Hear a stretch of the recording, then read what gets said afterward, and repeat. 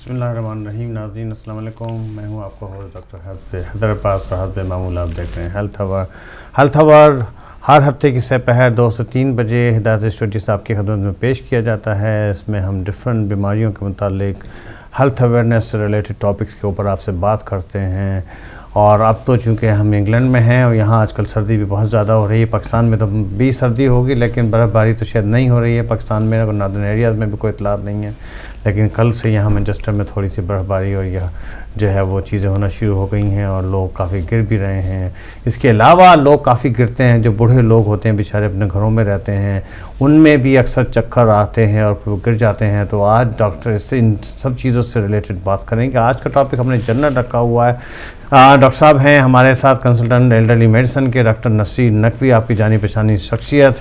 Doctor साहब को introduce करेंगे। डॉक्टर साहब जो हैं वो सीनियर कंसल्टेंट हैं एल्डरली मेडिसिन में और इस टाइम प्रेसिडेंट चॉर्ली हॉस्पिटल में जो है वो बोल्टन जनरल हॉस्पिटल जो है वो लंकाशायर के अंदर कंसल्टेंट के तौर पर काम कर रहे हैं। डॉक्टर साहब आपको वेलकम कहते हैं स्टूडियो में। बहुत बहुत शुक्रिया आपकी तशरीफ़ आवरी का। बहुत बहुत शुक्रिया हैदर भाई आपको बुलाने का, और हिदायत टीवी का बहुत बहुत शुक्रिया कि ये इतना अच्छा दिन आपने इतना अच्छा टॉपिक रखा है, जबकि बहुत बड़ी प्रॉब्लम हर एक कम्युनिटी को है कि arthritis, falls and how to keep healthy.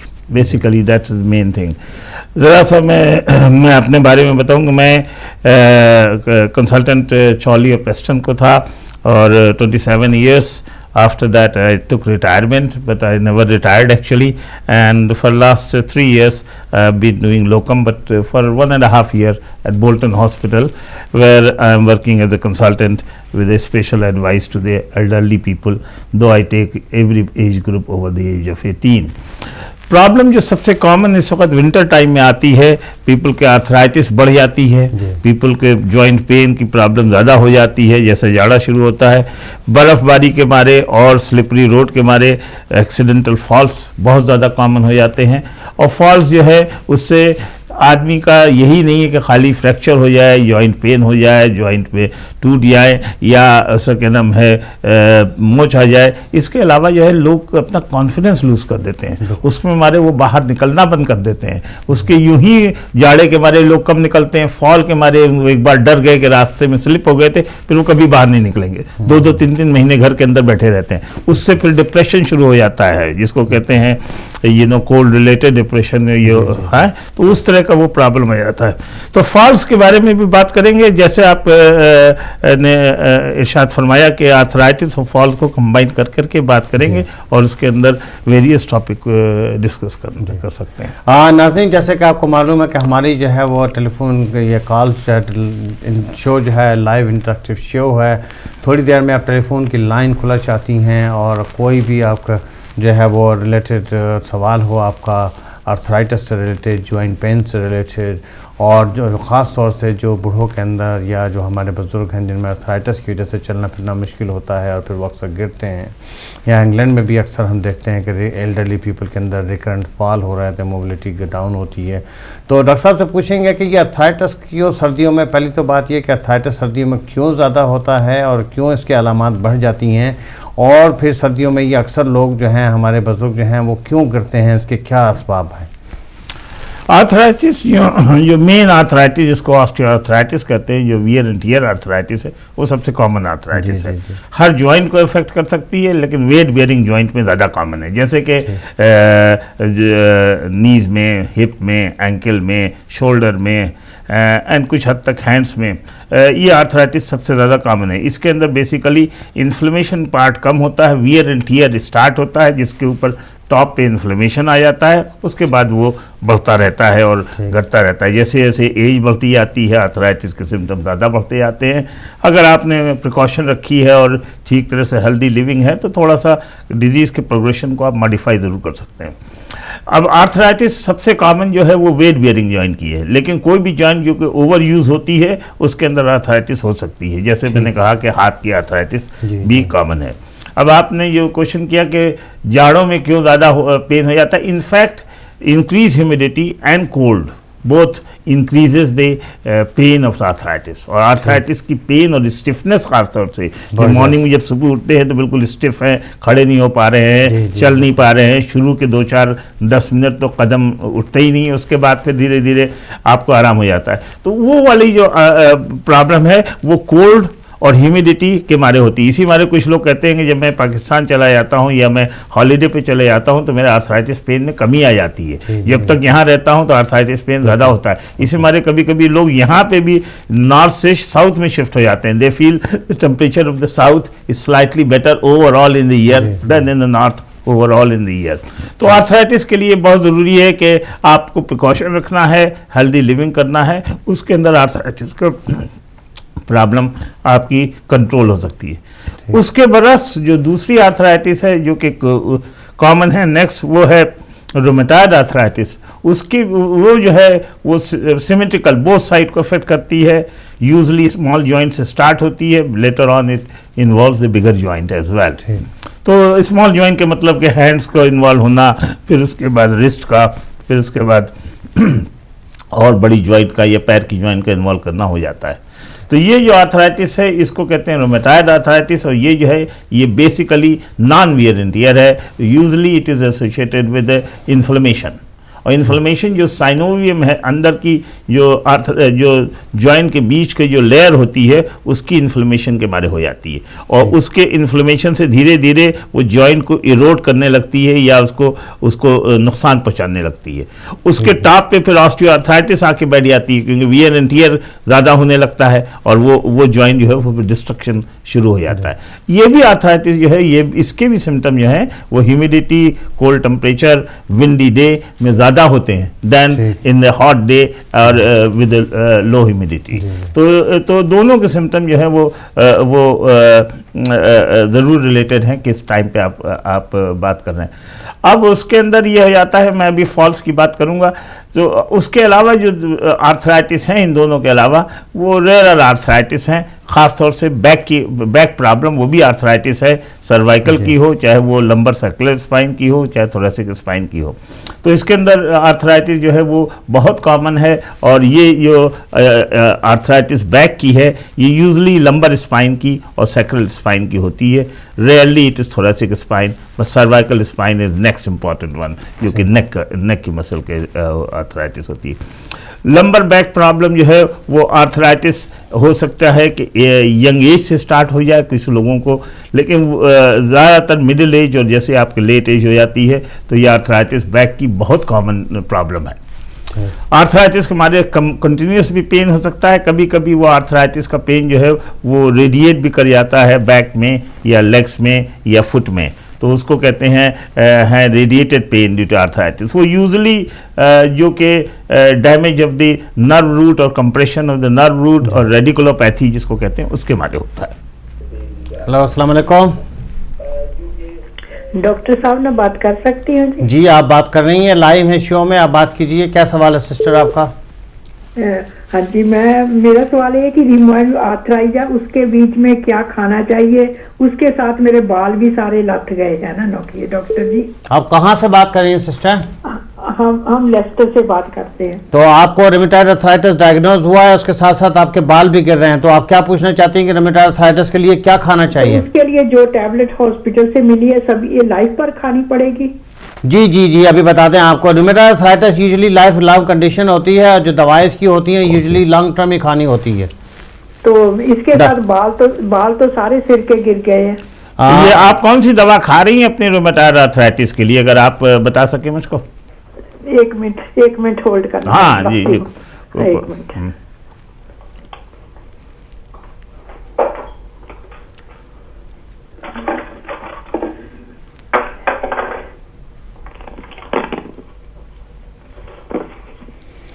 Hello जी बोलिए।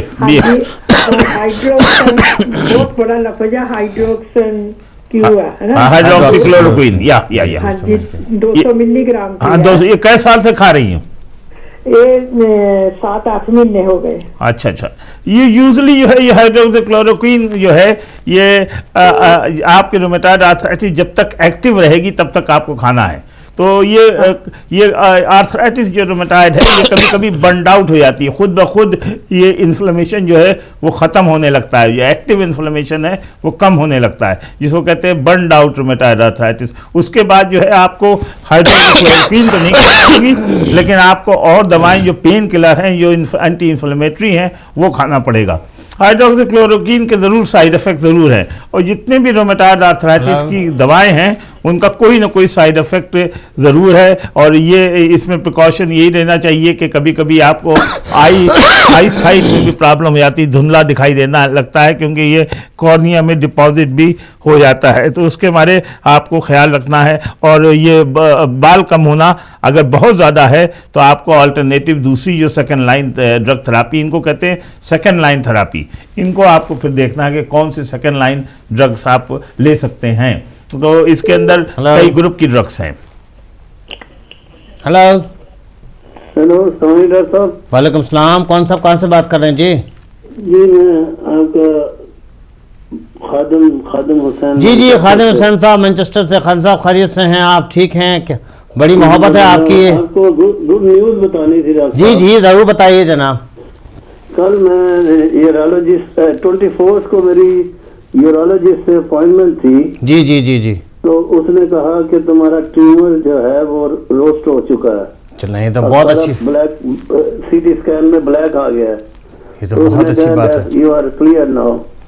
ये तो बहुत अच्छी न्यूज़ है खादिम हुसैन साहब। पंजतन पाक मौला मुश्किल शाह आपको मदद करें और बिल्कुल आपकी बीमारी खत्म हो गई, तो बहुत ही अच्छी बात।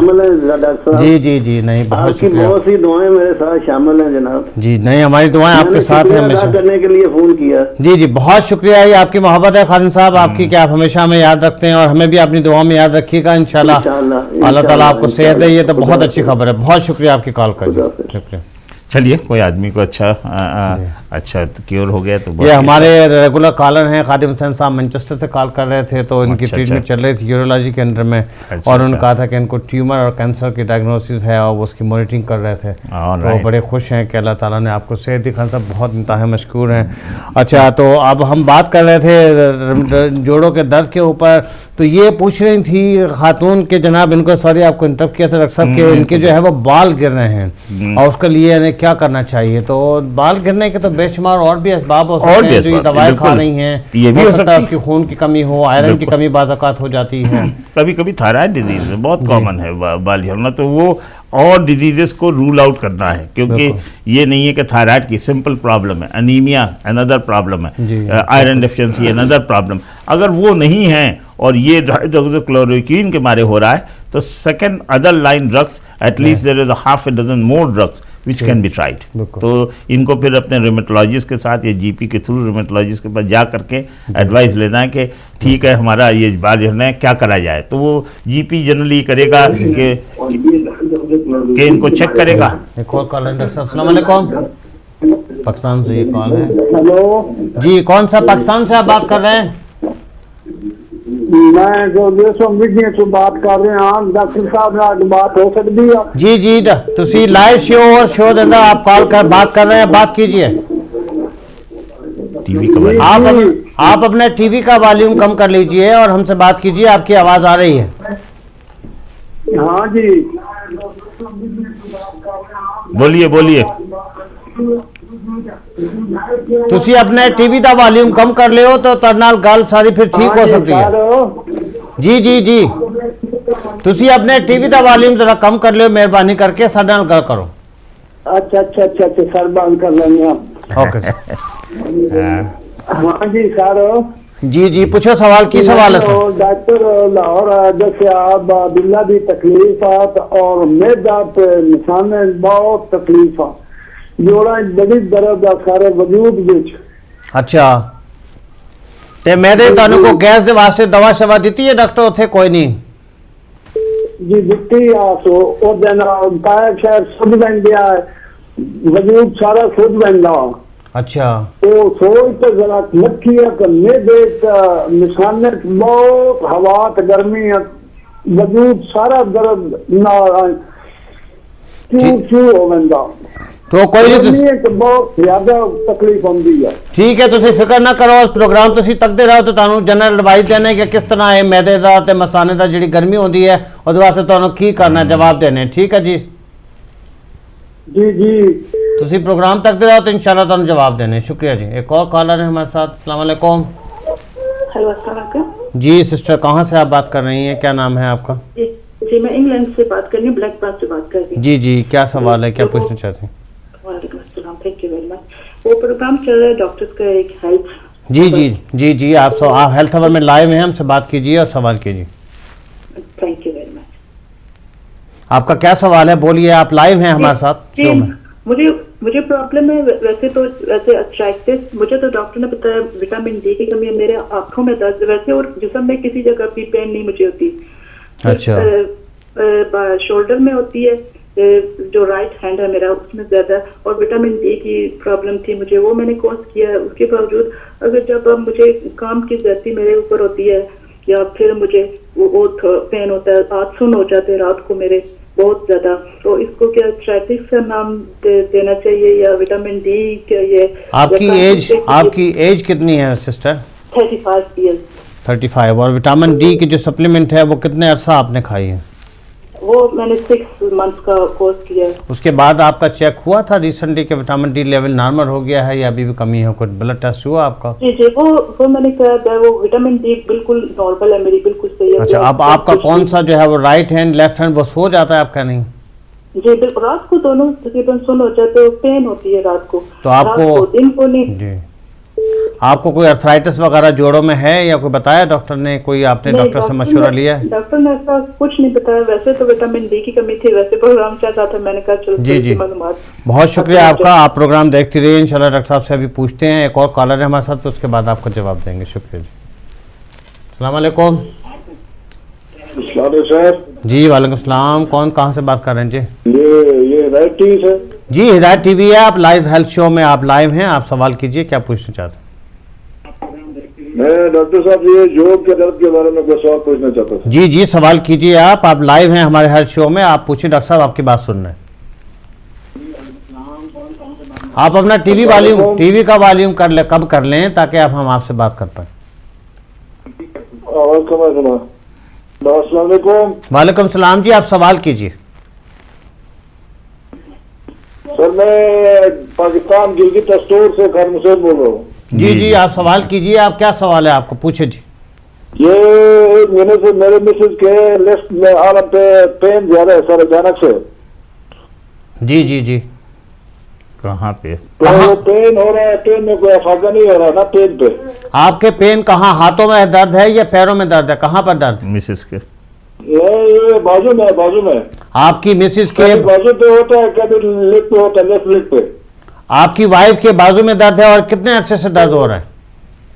वो तकरीबन 2 महीने हो गए सर, 2 महीने हो गए। तो कोई उनको अर्थराइटिस, कोई जोड़ में शोल्डर में अर्थराइटिस है? कोई एक्सरे करवाया, कोई इलाज करवाया, कुछ पता चला क्या बीमारी डायग्नोज? करवाया सर, आपको 30 कलेक्शन हो गया तेरा डॉक्टर साहब। फिर ये दवा खिलाया में वीकली दवा है। जी जी जी, वो एक टेबलेट दिया उसने, तो उससे कोई फायदा नहीं हो रहा है। आपकी वाइफ की उम्र कितनी है? हाँ उम्र 45 ईयर्स। 25 45 45 45। ठीक है, आप प्रोग्राम देखते रहिए। अभी डॉक्टर साहब आपसे जवाब लेते हैं कि शोल्डर में दर्द है, खाली शोल्डर में चाहिए। जी सबसे और शोल्डर के अलावा और तो कहीं दर्द नहीं है? हेलो, अस्सलाम वालेकुम। जी अस्सलाम वालेकुम। जी वालेकुम सलाम। कौन सिस्टर, कहाँ से बात कर रही हैं जी? जी मैंने फिर बात करनी है, मेरा एक मैसेज पहुंचाना है डॉक्टर के लिए। जी जी जी, सवाल कीजिए आपके। ये है कि मतलब जी, आप लाइव हैं शो में, आप बात कीजिए। बोलिए बोलिए। हेलो, कॉल आपकी ड्रॉप हो गई सिस्टर, आप दोबारा कॉल आ गई शायद। हेलो, अस्सलाम वालेकुम। अस्सलाम वालेकुम।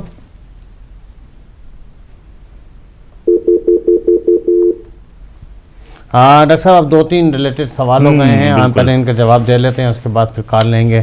गिलगत से इन्होंने कॉल की थी। इनकी वाइफ की उम्र 45 है, उनके शोल्डर और आर्म में दर्द होता है और उसका इलाज भी करवाया, कोई ख़ास फ़ायदा नहीं हो रहा है। सिस्टर थी ब्लैक बर्न से, उनका विटामिन डी डायग्नोज हुई थी। उसके बावजूद उनके हाथ में, दोनों हाथों में नम, रात को ख़ास तौर से नमनेस हो जाती है और दर्द भी हो रहा है। अब ये नहीं पता कि विटामिन डी की अभी कमी पूरी हुई है या कोई अर्थराइटिस या इनके हाथों में कोई कार्पल टनल सिंड्रोम वगैरह तो नहीं आ गई। तो ज़रा इनके जवाब दे देते हैं, उसके बाद फिर आगे चलें। असल में पहला वाले कॉल जिसका आपने नहीं मेंशन किया वो पाकिस्तान से कॉल थी, जिन्होंने कहा था कि उनको पेट में जलन होती है, गैस बहुत बनती है और उनको आर्थराइटिस की भी प्रॉब्लम है। तो पहले उनका जवाब दे दे। गैस बनना जो है वो कॉमन प्रॉब्लम जो है वो हाइपर एसिडिटी या पेप्टिक अल्सर डिजीज़ या हाइटिस हर्निया या गैस्ट्रिक एसोफेजियल रिफ्लक्स डिजीज़ के बारे में होता है। जो कॉमन प्रॉब्लम है कि कभी किसी की गैस पेट में बनती है और किसी की गैस जो है चेस्ट में बनती है। तो चेस्ट में जिसकी बनती है उसको कभी कभी चेस्ट में बर्निंग होती है या उसको चेस्ट में टाइटनेस भी लगती है, फील होती है, या कभी कभी उसको उच्छू जैसे आ जाता है, एसिड का हो जाता है। तो वो जो है वो उसके बारे हो जाता है। लेकिन कभी कभी गैस जो है ज़्यादातर वो पेट के अंदर ही रहती है, तो पेट में जलन या अपर टमी में जलन रहना या भारीपना रहना या सिकनेस रहना या कभी कभी उल्टी भी हो जाती है। उल्टी नॉर्मली जो फूड खाया था वो हो जाती है, लेकिन अगर पेप्टिक अल्सर खासा एक्टिव है तो उसके अंदर कभी कभी ब्लड भी यू कैन वोमिट ब्लड, बहुत जलन सी रहती है। हाँ, तो इनको लगता मुझको यह है कि इनको हाइपर एसिडिटी है, whether it is associated with the gastric oesophageal reflux disease और it is a peptic ulcer disease, doesn't matter. The main thing is that अगर इनको प्रॉब्लम रीसेंट है और हमको नहीं लगता कि कोई रेड फ्लैग साइन है, तो बेसिकली इनको कोई भी प्रोटॉन पंप इनहिबिटर दे करके आप इनका जो सही, जो सिंपल अल्फाज में आपसे बात करूं कि इसके अंदर एसिड को सप्रेसेंट ड्रग हैं उनको लेना है, जो यहाँ पे भी मौजूद हैं, पाकिस्तान में भी और दुनिया भर में मौजूद हैं। उसको कहते हैं प्रोटॉन पंप इनहिबिटर, उसको कहते हैं ओमेप्रोजोल, लेंजोप्रोजोल, पेंटोप्रोजोल और एनी ऑफ द प्रोजोल्स। आप खाइए तो आपको इमीडिएट विद इन वीक आपको रिलीफ हो जाएगा और उसको जनरली 6 वीक तक खाना है। अगर उसके बाद भी ये ठीक नहीं हो रहा है जलन, तब आपको डॉक्टर को दिखाना है और होपफुली वो आपको एंडोस्कोपी, जो कैमरा टेस्ट कहते हैं, वो फिर कराना है। ये नॉर्मली हम नहीं रिकमेंड करते अंटिल रेड साइन ना हो कि कोई घबराने की बात है। जैसे इन्होंने डिस्क्राइब किया, मेरे को ख्याल से इनको फ़र्क पड़ेगा। द ओनली प्रॉब्लम इनके साथ ये है कि ये हाइपर एसिडिटी भी है, उसके साथ इनको आर्थराइटिस की भी, जोड़ों का भी दर्द है। तो one has to be very careful कि taking non steroidal analgesic anti inflammatory, basically what I am saying कि एस्पिरिन टाइप ऑफ ड्रग या ब्रूफेन टाइप ऑफ ड्रग और या नीरोफेन टाइप ऑफ ड्रग को आपको अवॉइड करना है जितना हो सके। सिंपल एनाल्जेसिक आप ले सकते हैं, कोई प्रॉब्लम नहीं है पैरासीटामोल खाने में, और रेगुलर भी खा सकते हैं, कोडीन खाने में कोई प्रॉब्लम नहीं है, तो वो आप ले सकते हैं। लेकिन आपके लिए मेरा मशवरा होगा कि आप लेंजोप्रोजोल, ओमेप्रोजोल, पेंटोप्रोजोल और एनी ऑफ द प्रोजोल खाइए और सिंपल एनाल्जेसिक रेगुलर लेना है, क्योंकि लोग करते ये हैं कि एक टैबलेट पैरासीटामोल की खा ली। पाकिस्तान में ज़रा कंसेप्ट ये बहुत यही हाँ, असल में हमारी अगर कंसेप्ट ये है कि 2 टैबलेट आपको पैरासीटामोल खाना है। अगर आपको पेन सीवियर तो 2 टैबलेट एवरी 6 आवर खाना है और वो पेन के साइकिल को ब्रेक करना है, जो पेन के गेट चैनल्स होते हैं उनको बंद करना, तो आपको पेन में ठीक होता है। उसके बाद हम फिर टाइट्रेट करते हैं, अगर उससे भी नहीं ठीक है तो आई ऐड द कोडीन और आई ऐड द रायोडोकोडीन और इंक्रीज 15 मिलीग्राम दी, फिर 30 मिलीग्राम दी, फिर 60 मिलीग्राम दी, वो भी रेगुलरली देते हैं एवरी 6 आवर्स। अच्छा, दूसरी जो सिस्टर थी वो उनका विटामिन डी का और मेरा ख्याल है कि दोनों हाथों में रिस्ट में पेन हो रहा है। बिल्कुल, तो पहले वाले को तो मैंने hopefully you are satisfied with my answer.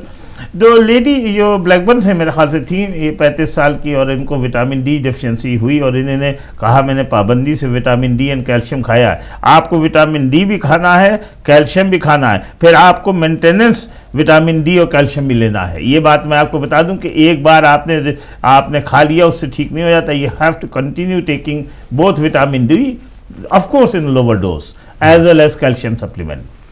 अब उन्होंने जो एक और बात कही कि हमको जो है नमनेस हो जाती है, स्पेशली हाथ जो है सुन हो जाता जी, है, जी। स्पेशली जब रात में या मॉर्निंग में उठते हैं। इसके बहुत डिफरेंट रीज़न होते हैं। जो मोस्ट कॉमन रीज़न होता है कि कभी कभी आपके पॉस्चर के मारे ये प्रॉब्लम हो जाती है, इंट्रैपमेंट ऑफ द नर्व के मारे, पॉस्चर के मारे, मैंने नहीं पूछा आपके वेट के मारे, आपके सोने के तरीके के मारे, उसके मारे, या कभी कभी ये नमनेस या सुन की फीलिंग होती है। अगर नमनेस फ़ौरन गायब हो जाती है, हर एक मॉर्निंग में होती है लेकिन थोड़ी देर बाद हो जाती है, कोई घबराने की बात नहीं है। It is one of those things which does happen and it will eventually disappear really.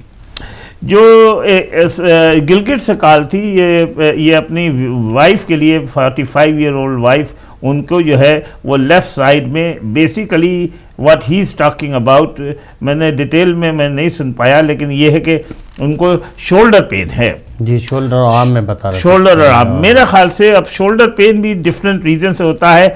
एक तो मैंने पहले ही जैसे बताया कि shoulder is one of the big joint जिस इज अफेक्टेड विद आर्थराइटिस, और इसको वो बहुत कॉमन है। लेकिन उससे भी कॉमन जो प्रॉब्लम शोल्डर की है उसको कहते हैं फ्रोज़न शोल्डर, फ्रोज़न शोल्डर। इसको कहते हैं कि जैसे आपकी कैप्सुलाइटिस हो जाती है, जो मेम्ब्रेन है शोल्डर के चारों तरफ, उसकी इन्फ्लेमेशन के मारे उसकी आपकी हर एक movement of the shoulder is very painful, forward भी, बैकवर्ड भी, साइडवर्ड भी, अप एंड वो जो है पेन कभी कभी बहुत सीवियर होता है। डायबिटीज़ वालों को ज़्यादा कॉमन है, नॉन डायबिटिक भी होता है। शोल्डर की जो फ्रोजन शोल्डर का कंसेप्ट है कि ये आर्थराइटिस ऑफ द कैप्सूल है। कभी कभी अगर आप जीपी को दिखाइए तो वो तो पेन किलर भी दे देगा, लेकिन कुछ जीपी एक्सपर्ट भी होते हैं वो इंजेक्शन भी देते हैं जिसको कहते हैं steroid injection in the shoulder joint, तो उससे थोड़ा इजाफा होता है। मेरा पर्सनल व्यू है कि स्टेरॉइड इंजेक्शन थोड़ी देर के लिए रिलीफ कुछ लोगों में करता है, ज़्यादातर में नहीं करता, और ये सेल्फ लिमिटिंग है। जो कैप्सुलाइटिस है ये 6 से 12 मंथ्स में डॉक्टर साहब ये खुद ब खुद ठीक होने लगती है। हमारे साथ कॉल ले लीजिए डॉक्टर साहब। अस्सलाम वालेकुम। हेलो हेलो जी, वालेकुम। वालेकुम सलाम जनाब, कौन बात कर रहे हैं? पाकिस्तान से कॉलर। मैं पाकिस्तान के चित्राल। जी जी, आप लाइव हैं शो में, बात कीजिए। आपकी आवाज़ आ रही है, आप सवाल कीजिए। एच पिलोरी है, इसके लिए जो है ना कौन सी दवाई खाएंगे? क्योंकि टेस्ट किया था तो 2 दफा 3 दफा। अच्छा, एच पायलोरी, आपके स्टमक में एच पायलोरी का इन्फेक्शन निकला है तो उसके लिए पूछ रहे हैं क्या दवा खाएंगे? हाँ। जी जी, आप उसके अलावा कोई और भी सवाल है आपका? नहीं, और कोई नहीं। ठीक है, टाइफाइड है और ये है। ठीक है, आप प्रोग्राम देखते रहिए, इसका अभी जवाब देते हैं आपको। शुक्रिया जी आपकी कॉल का, आप पाकिस्तान से हमारे साथ शामिल हुए, बहुत शुक्रिया। एक और कॉल है। अस्सलाम वालेकुम। वालेकुम सलाम, कौन सिस्टर कहाँ से बात कर रही हैं जी? आपसे बात कर रही हूँ जी। आप गले के बारे में पता करना है। क्या गले में क्या पूछना चाहती हैं? क्या तकलीफ है सिस्टर आपके गले में, बताइए। अच्छा, गले में मेरा माउथ अल्सर है। गले जी जी, माउथ अल्सर है। माउथ अल्सर है, गले में दर्द है और मुंह में छाले हैं, एनीमिया भी है और मैदा खराब है। अच्छा जी, खून की कमी है, गले में छाले हैं और गला आपका कब से कितने अरसे से तकलीफ चल रही है? कोई डॉक्टर? छाले ये मैं 3-4 साल हो गए माउथ अल्सर के बारे में। जी जी, तो आपने कोई डॉक्टर को दिखाया, उन्होंने कोई दवा वगैरह दी आपको? हाँ, मैंने दिखाया काफी बार, वो स्वीट दे देते हैं। अच्छा ठीक है, तो आप बता रहे हैं आपको एनीमिया भी है, खून की कमी भी है, कोई जोड़ों का दर्द या कोई और तकलीफ वगैरह तो नहीं आपको? हाँ नहीं, जोड़ों का दर्द नहीं है। आपकी एज कितनी है सिस्टर? एज कितनी है आपकी? 53। आप क्या करें, वजन आपका ज्यादा है, डायबिटीज या कोई और तकलीफ है? नहीं, वजन कम ना ज्यादा नहीं है, 6 स्टोन है। ठीक है, और आपका कोई ये जो छाले हैं इसके साथ जैसे अंतड़ियों की कोई तकलीफ हो, डायरिया या वोमिटिंग या बार बार जैसे बड़ा पेशाब बार बार आता हो या ब्लड आता, ऐसी कोई तकलीफ तो नहीं है? हाँ नहीं, सिर्फ मुंह में छाले, तो कभी कभी खाना वापस आता है। ठीक है, आप प्रोग्राम देखते रहिए, आपको जवाब देते हैं इंशाल्लाह। शुक्रिया आपकी कॉल। ओके, हेलो अस्सलाम वालेकुम। वालेकुम अस्सलाम जी, कौन भाई कहाँ से बात कर रहे हैं जी? मैं लंदन से बात कर रहा हूँ, रिजवान। डॉक्टर साहब से बात करनी थी। जी, आप लाइव में हमारे शो में। इरफान साहब सवाल कीजिए, क्या पूछना चाहते हैं? डॉक्टर साहब, मैंने ये पूछना है कि मुझे थायराइड का मसला था। जी जी। तो अंडर एक्टिव थायराइड था पहले, फिर मैंने वो ट्रीटमेंट करवाई थी, रेडियो आयोडीन ट्रीटमेंट। ठीक है। तो फर्स्ट ट्रीटमेंट में करवाई तो उसके तकरीबन 6 महीने साल बाद दोबारा से फिर जब रेगुलर ब्लड टेस्ट हर 3 महीने बाद होता था, जी तो वो फिर से ठीक नहीं हुई, तो सेकंड डोज उन्होंने दी मुझे रेडियो आयोडीन की। ठीक है। तो उसके बाद मेरा जो थायराइड था वो अंडर एक्टिव चला गया, जब दोबारा से उनको 6 महीने बाद फिर ब्लड टेस्ट किया। जी जी। तो उसमें मुझे फिर बहुत पेन रहने लग गई थी, मेरी कमर में बहुत दर्द इतना था कि उठा नहीं जाता था। ठीक है। तो उसके बाद से ये हुआ कि उन्होंने फिर मुझे लिवोथायरॉक्सिन टैबलेट देनी शुरू कर दी है। जी जी। तो उसके बाद ये मसला है कि भी मेरे सर के बाल बहुत जा रहे हैं, जब भी मैं नहाने जाता हूँ तो ये इस वजह से है या किसी और वजह से? आप ये बताइए कि आप थायरॉक्सिन पाबंदी से खा रहे हैं, ऐसा तो नहीं कि आप थायरॉक्सिन मिस कर देते हैं? नहीं, पहले मुझे 50 उन्होंने स्टार्ट की थी, फिर 100 की है, अभी लास्ट वीक से उन्होंने 150 की है मुझे। ठीक, अभी रेगुलर मैं ले रहा हूँ थायरॉक्सिन। ठीक है। आप प्रोग्राम देखते रहिए, अभी जवाब देते हैं आपको इसका। शुक्रिया जी, बहुत बहुत आपके पास। हाँ, अब डॉक्टर साहब काफी काले जमा हो गई हैं, काले दे लेते हैं। हाँ। और काले हम ले भी ना पाए शायद। अब जो एच पायलोरी वाली जो कॉल है, जो कि मेरे ख्याल से पाकिस्तान से कॉल बड़ा थी, कॉमन है, इस पे जरा थोड़ा सा बताइए। एच पायलोरी जो है, it is a last 20 years, I think so 21 years since the H. pylori has been found to cause the peptic ulcer disease, or it has got a active role in producing the ulcer in the stomach. अब ये बात तो हो गई, ये H pylori एक तरह का बैक्टीरिया है और ये जो है दुनिया भर में है, और इस मारे डिस्कवरी में भी बहुत टाइम लगा कि ये पेप्टिक अल्सर डिजीज़ तो दुनिया भर में है, चाहे वो ईस्ट कोस्ट से वेस्ट कोस्ट और नॉर्थ से साउथ एशिया या अफ्रीका, सब जगह है।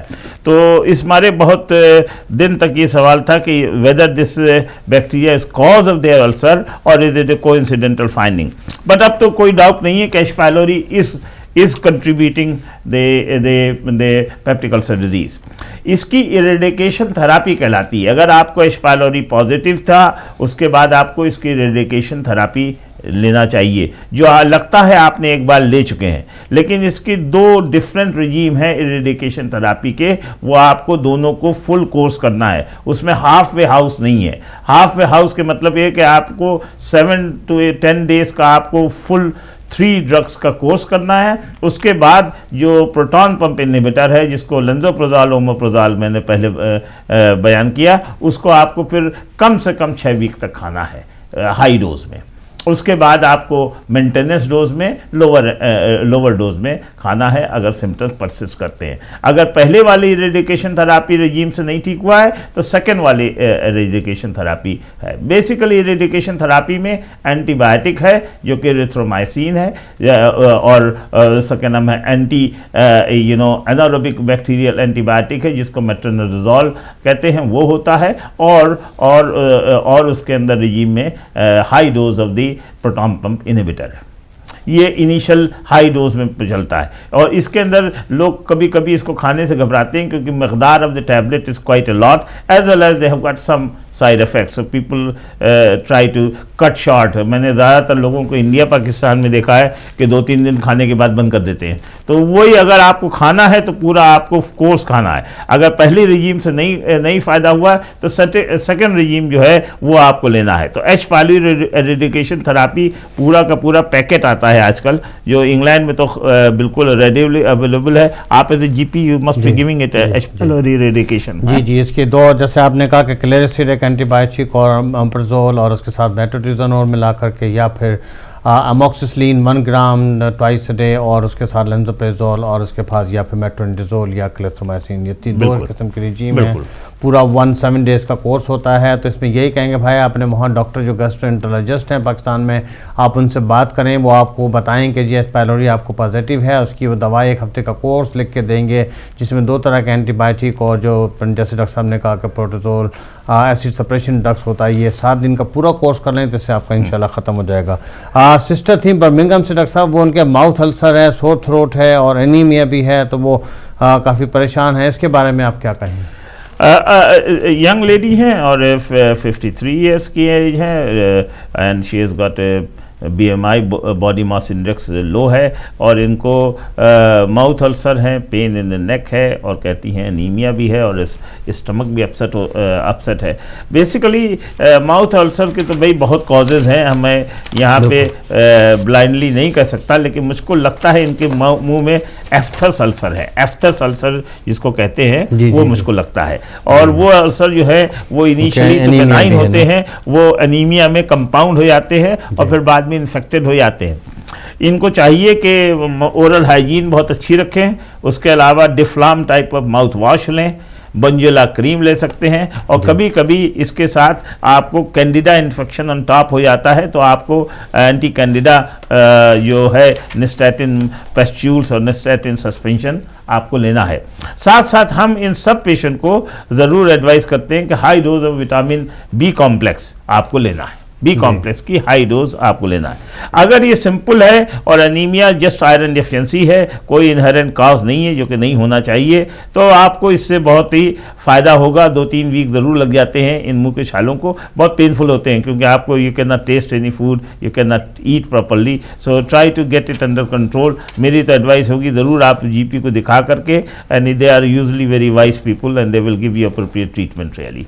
तो ये तो डॉक्टर साहब अब हमारे प्रोग्राम का बिल्कुल टाइम अब खत्म हो रहा है, तो इरफान साहब को एक आंसर जी इनका थायराइड का आप जवाब दे दीजिए कि इनको बाल गिर रहे हैं, मेरा ख्याल है थायराइड की कमी की वजह से इसका बहुत इंपॉर्टेंट बहुत अच्छा सवाल है, बहुत अच्छा क्वेश्चन आपका है इरफान साहब, आपको बहुत ही फर्क पड़ेगा, क्योंकि थायराइड तो मुझको खुद भी बहुत ही इम्पोर्टेंट ग्लैंड और मेरा बहुत काम इसमें रहा है। थायराइड जो है इसके अंदर रेडियो एक्टिव आयोडीन जो है वो दी जाती है, जो आपको मिली रेडियो एक्टिव आयोडीन जो है अगर आपने कम डोज में दी है, या आपके जो सेंटर था जिसने कम डोज दी है, तो जनरली आपको सेकेंड डोज की ज़रूरत पड़ जाती है। कुछ लोग पहली डोज फुल एबलेशन थेरापी दे देते हैं कि पूरी तरह से ब्लास्ट कर दो कि थायराइड का जो हाइपर एक्टिव है जितने भी सेल हैं वो डिस्ट्रॉय हो जाए। जब भी डिस्ट्रॉय हो जाए, वेदर 6 मंथ्स बाद हो जाए या सेकेंड थेरापी के बाद हो जाए, तो आपको थायराइड की रिप्लेसमेंट लेना है। नॉर्मल बॉडी में रिक्वायरमेंट थायरॉक्सिन की anything so maximum requirement 200 to 250 microgram per day की होती है। आपको GP ने स्टार्ट किया था या अभी आपको अभी तक मिल रहा था 100 माइक्रोग्राम थायरॉक्सिन पर डे। आपकी थायराइड अंडर एक्टिव तब पर भी थी, इसी हमारे GP या कंसल्टेंट ने उसको बढ़ा करके 150 माइक्रोग्राम कर दी है। मेरे ख्याल से अगर ये डोज राइट है, जिसको आप चेक कर सकते हैं after 2 to 4 weeks of taking levothyroxine, जल्दी करने की ज़रूरत नहीं है थायराइड फंक्शन में, क्योंकि थायराइड को स्टेबिलिटी में करीब लगते हैं 2-3 वीक। तो अगर जब आपने 150 मिलीग्राम की शुरू कर दी है तो 150 मिलीग्राम की खाते रहिए, उसके बाद उसका आपको थायराइड फंक्शन टेस्ट आपका GP कर देगा, उसके अंदर TSH और T4 करते हैं। अगर वो लो है, जो अभी भी हो सकता है लो है, क्योंकि maximum requirement of the body can be anything between 200 to 250 microgram per day.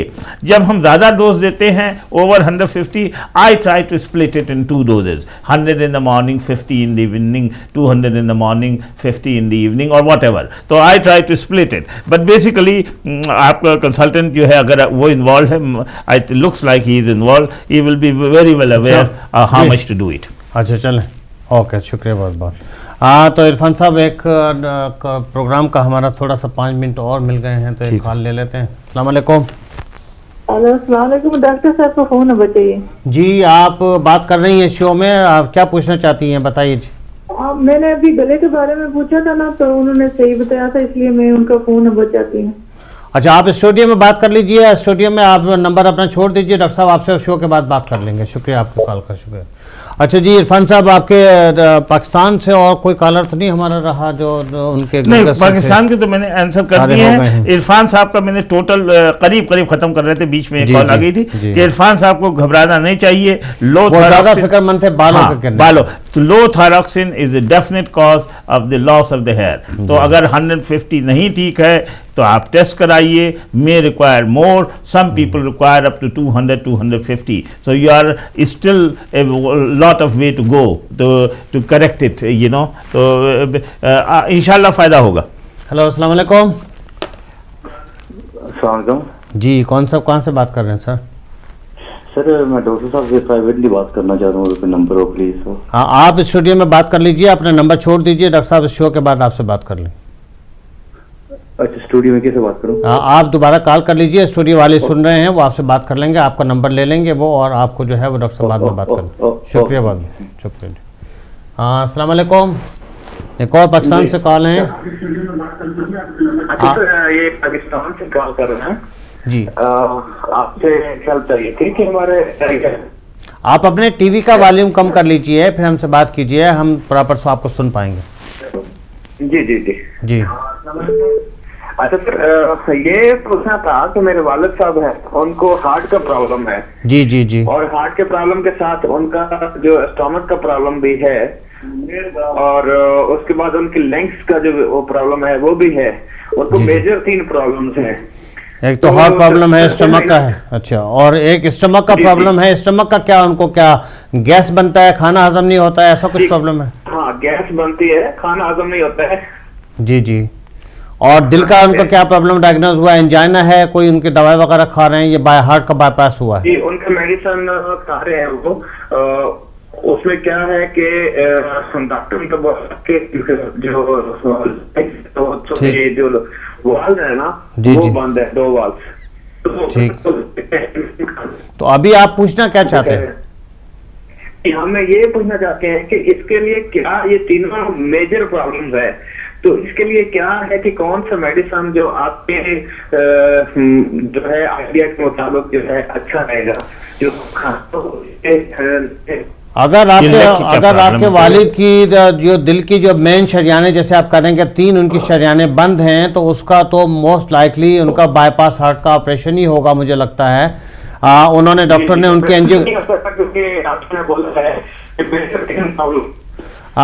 मुझे नहीं पता, अगर दो तीनों आर्टरी अगर 100% ब्लॉक हैं तो फिर तो नॉर्मली हम यहाँ इंग्लैंड में रिकमेंड करते हैं कि उनका बाईपास हो। अगर 2 आर्टरी ब्लॉक हैं और फुली तौर पे ब्लॉक नहीं है तो फिर वो स्टंट जिसको कहते हैं, जिसे एंजियोप्लास्टी कहते हैं, वो भी डालते हैं। मुझे नहीं एग्जैक्टली पता कि कितनी ब्लॉकेज है। आपने वहाँ जो दिल के डॉक्टर हैं उनको दिखा करके पहले तो ये पता करवाइए कि दिन की तीनों शरियाने बंद हैं, उसका क्या है। इसके अलावा कुछ पूछना है आपने? ये पूछना था कि ऐसा होता है उनका राइट वो जी नहीं सुनने आ रही है। हेलो, अस्सलाम वालेकुम। जी, कौन सा, आप कहाँ से बात कर रहे हैं? जी सर, मैंने आगे कॉल किया, वो प्राइवेटली में बात करना चाह रहा हूँ। जी, अभी हमारे प्रोग्राम ख़त्म नहीं हुआ है। अभी प्रोग्राम जब आप ख़त्म होगा, आप स्टूडियो में अपना नंबर छोड़ दीजिए, डॉक्टर साहब आपसे शो के बाद बात कर लेंगे, ठीक है? अभी हमारा प्रोग्राम कुछ चल रहा है, अब जब हमारा प्रोग्राम ख़त्म हो जाएगा, आपका नंबर मैंने नोट कर लिया है, डॉक्टर साहब आपके शो के बाद आपसे बात कर लेंगे। शुक्रिया जी आपका। भाई, आपने पाकिस्तान से कॉल की। डॉक्टर साहब, हमारे लिए कहना खासा मुश्किल है, हम यही जनरल आपको एडवाइस कर सकते हैं। जो स्टमक का आपके वालिद का प्रॉब्लम है, उसमें तो हम यही कहेंगे कि जो स्टमक का गैस का प्रॉब्लम है, हो सकता है कोई दवाई वो एस्प्रिन खा रहे हैं या कुछ ऐसी दवाएं खाते हैं जिससे स्टमक अपसेट होता है। दिल की दवाओं से भी अक्सर स्टमक अपसेट होता है, या खाने का बदहाजमा होता है, तो दवाओं के भी साइड इफ़ेक्ट्स हैं। तो आप अपने डॉक्टर से वहाँ बात कीजिए। कोई ऐसी दवाएँ दी जा सकती हैं, अगर वो एस्प्रिन खा रहे हैं खून को पतला करने की, तो उससे स्टमक अपसेट होता है, तो उसके लिए जैसे कि डॉक्टर साहब पहले बताए थे, लेंज़ोप्रोज़ोल वगैरह, इस तरह की कोई दवा वगैरह खाएं तो उससे फ़ायदा हो सकता है। खाना थोड़ा कम मिकदार में खाएं, लेस स्पाइसी खाना खाएं, कम मिर्चों वाला और कम फ्राई खाना, ग्रीसी, उसमें घी कम डालें। अगर हल्का बॉयल खाने खाएं तो ज़्यादा फ़ायदा होगा। इस तरह के थोड़े एहतियात करें। जहाँ तक उनके दिल का मसला है, तो अगर उनकी दिल की 3 से 4 जो हैं खून की नालियाँ होती हैं मेजर हार्ट के अंदर, अगर वो चारों शरियाने उनकी बंद हैं मुकम्मल तौर पर, तो फिर हम तो इंग्लैंड में यूजली बाईपास को रिकमेंड करते हैं। लेकिन मैं डॉक्टर साहब से पूछ लेता हूँ कि डॉक्टर साहब कुछ और आप इसमें कहना चाहेंगे कि क्या करना चाहिए? He tried to tell the whole story, but I personally feel I am not able to get the whole story. तो आवाज़ नहीं आ पा रही थी, आवाज़ खराब थी, and basically I found it difficult. But जैसे आपने फरमाया कि हार्ट प्रॉब्लम है और इस्कीमिया है, साथ साथ कुछ वॉल्व्स की भी प्रॉब्लम है। Both can be tackled in one go at the local cardiology center really, and you should try to get the specialist opinion for that. As you said, maybe bypass, or maybe bypass with the valve repair can be done. Stomach problem can be related as various जो वो हैं anti angina और heart की drugs हैं, उनका effect ज़रूर होता है स्टमक को अपसेट करने में। हेलो, अस्सलाम वालेकुम। हेलो जी, वालेकुम सलाम जी। आप कहाँ, पाकिस्तान किस जगह से बात कर रहे हैं? सर आप अपने टीवी का वॉल्यूम कम कर लें, हमसे बात कर रहे हैं। आप टीवी मुसलसल चल रहा होता है तो हम आपको नहीं सुन पा रहे होते हैं, आवाज़ बिल्कुल नहीं आ रही है आपकी। आप दोबारा ये तो फ़ोन कर लीजिए, टीवी को कम करके बात कीजिए। जी, क्या पूछना चाहते हैं? जी आप पूछें, सवाल क्या है आपका?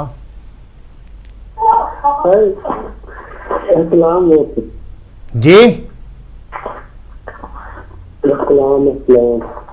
मुझे कुछ समझ नहीं आ रहा आपकी, हम सॉरी कि कुछ समझ में नहीं आ रहा आपको आवाज़ बिल्कुल नहीं आ रही थी। मैं इंतहाई माज़रत खा हूँ।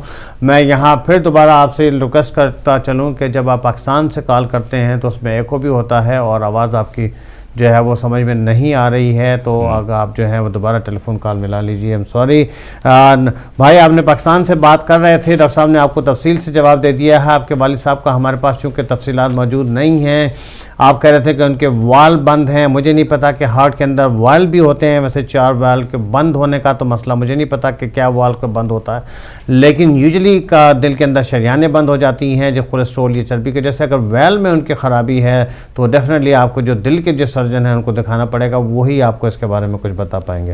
डॉक्टर साहब अब थोड़ा सा आखिर में आपसे बात करेंगे, जो आप मैसेज देना चाहें हमारे कम्युनिटी का। क्या प्रोग्राम जो है हमारा बिल्कुल हमने ख़त्म हो गया था। माशाल्लाह से आपका प्रोग्राम हमेशा सक्सेसफुल होता है हैदर भाई, एड हिदायत का बहुत बहुत शुक्रिया बुलाने का। बेसिकली आपने बहुत अच्छा कवर किया, नियरली 13-14 टेलीफोन कॉल्स थी और जो वेरियस टॉपिक पे थी। बेसिकली हम सब ने स्टार्ट किया था arthritis, falls and recurrent falls, उसको मैं चाह रहा था पूरा कवर करें, वो फिर आज पूरी तरह से नहीं हुआ। इंशाल्लाह नेक्स्ट टाइम पे फॉल्स पे मैं ज़रूर बात करना चाहता हूँ कि बहुत बड़ा प्रॉब्लम है और किस तरह से हम अपने व्यूअर्स को ये समझाएं कि किस तरह से फॉल का प्रिवेंशन करना चाहिए, किस तरह से फॉल से मैनेज करना चाहिए और किस तरह से हमारी कम्युनिटी को गेट टुगेदर होकर के जो लोग इस बुरी चीज़ का शिकार हैं इनकी हेल्प करना चाहिए कि किस तरह से ये कामयाब ज़िंदगी और फिर चलना फिरना शुरू कर दें। तो इस बारे मेरा मैसेज ये है कि it is a winter time, it is a snowing time, it is a very cold weather, it is a rainy most of the time. The outside world is only 6 or 8 hours during the daytime, rest 18 hours, nearly 16 to 18 hours is dark, so we are not going out. Healthy living, healthy eating, healthy exercise still remains a priority for our people and they should do that all the time. Thank you. शुक्रिया इंतहाई doctor साहब, आपके time का बहुत बहुत शुक्रिया कि आप स्टूडियो में तशरीफ लाए। आपने अपनी कीमती टाइम से कम्युनिटी के लिए देखें आप कम्युनिटी को कितनी आपकी ज़रूरत है, तो मैं इंतहाई मशकूर हूँ। फिर किसी प्रोग्राम में इंशाल्लाह अब नेक्स्ट प्रोग्राम अगर हम करेंगे तो, क्योंकि आप पाकिस्तान से हमारे कॉलर बहुत ज़्यादा आते हैं और इतनी दूर से वो कॉल करते हैं और वो टॉपिक से हमारे रिलेटेड अक्सर नहीं वो कॉलें होती हैं, लेकिन हम उनको फिर जवाब देना हमारा, हम समझते हैं कि उनको हेल्प करें, इसी प्रोग्राम का ये मकसद भी है। तो बहुत शुक्रिया आपका।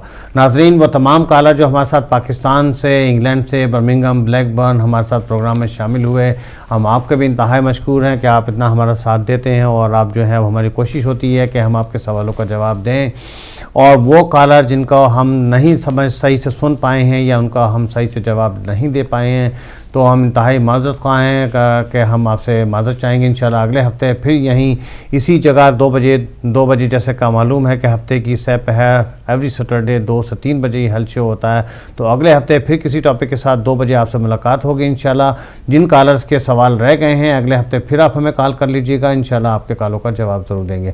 अगले हफ्ते तक के लिए इजाज़त दीजिएगा, मुझे अपनी दुआ में बहुत याद रखिएगा और इंतहाई डॉक्टर आदिल साहब के और डॉक्टर आबदी साहब की और मेजर साहब की और हिदायत की टीम के जो हमारे साथ स्टूडियो में जो प्रोग्राम कर रहे हैं, आरिफ भाई, हम उनके इंतहाई मशकूर हैं कि आपके ताउन के बगैर ये प्रोग्राम मुमकिन नहीं है। हिदायत की पूरी टीम की ये बड़ी डेडिकेशन है कि हिदायत जो है बगैर किसी लॉस व ख़दमत के, बगैर किसी फ़ायदे के ये आप तक प्रोग्राम पहुँचा रहा है। तो मैं यहाँ आपसे गुजारिश करता चलूँ कि हिदायत के साथ जहाँ भी जितना भी आप ताउन कर सकें वो प्लीज़ ताउन ज़रूर कीजिए, क्योंकि ये आपका अपना प्रोग्राम है, ये आपका अपना चैनल है, ये आप ही के ताउन से ये चैनल चलता है और आप अगर इसकी जो है वो फाइनेंशियल सपोर्ट करते रहें और हर तरह से इसकी हेल्प और सपोर्ट करते रहें, तो इसी तरह से हम आपके सामने जो है वो सारे प्रोग्राम और शो लाते रहेंगे और हमारी कोशिश होती है कि अच्छे शो आपके लिए लाएँ।